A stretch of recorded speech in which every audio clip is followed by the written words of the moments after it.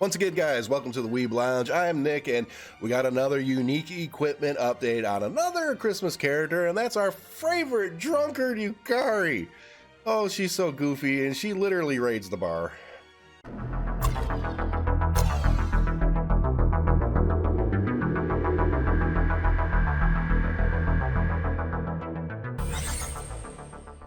Now, what a lot of you guys might be thinking right off the bat is like, wait a minute. This is a freebie 1-star character, and it's a Christmas character. Oh, this is going to be bad, isn't it? This is going to be horrible. It's not going to be the greatest. I'll tell you that. It's fine, but yeah, she's got her uses, especially with the unique equipment, a little bit better on the usage or whatever. But let's go ahead and get into it. Skill number 1, Pale Moon. Should just be like a pale ale, because that's what she's going to be drinking along with her martinis. Reduces the technique points of one enemy with the highest magic attack power and also reduces their physical defense a little bit. Okay, so that kind of already puts her into a specific, right? It reduces the enemy with the highest magic attack power. Okay, so she wants to go up against a magic-based group. And also reduces their physical defense, so you want to have a physical group fighting a magic group. To put her in here effectively with that skill.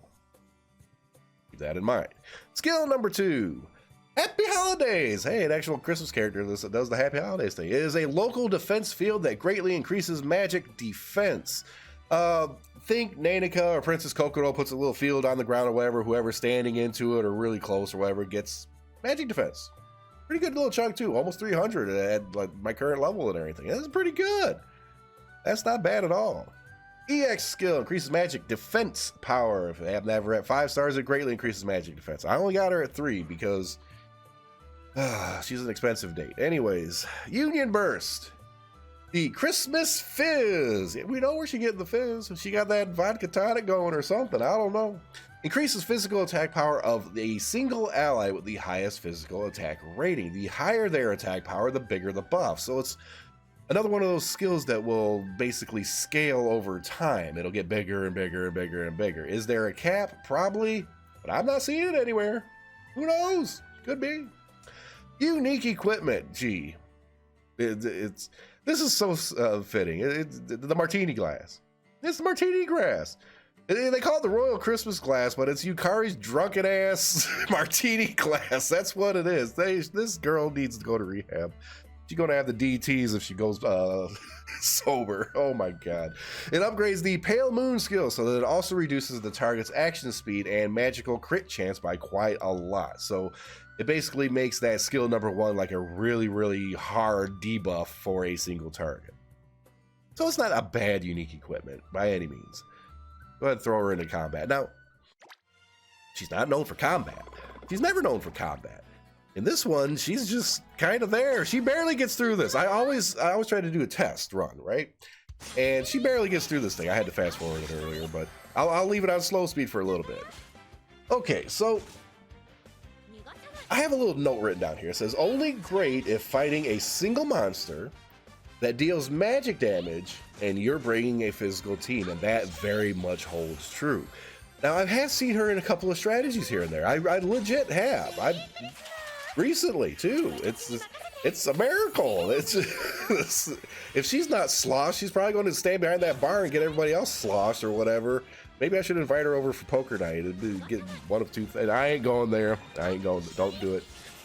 Okay, so this character, it's a freebie 1-star character. If you do the Christmas event, you're going to get her. My recommendation is do the Christmas event, get her to 3 stars, and try to hold some leftovers for the unique equipment. If 50 extra for unique equipment, so 3 stars plus 50 for unique equipment when that comes out the year after, and just leave it sit at that more or less. If they do a rerun on the Christmas event itself, go ahead, get some more shards, do whatever it is that you got to do. But yeah, this character is only going to show up in a few specific groups, and it's not a character that you need to use your resources on.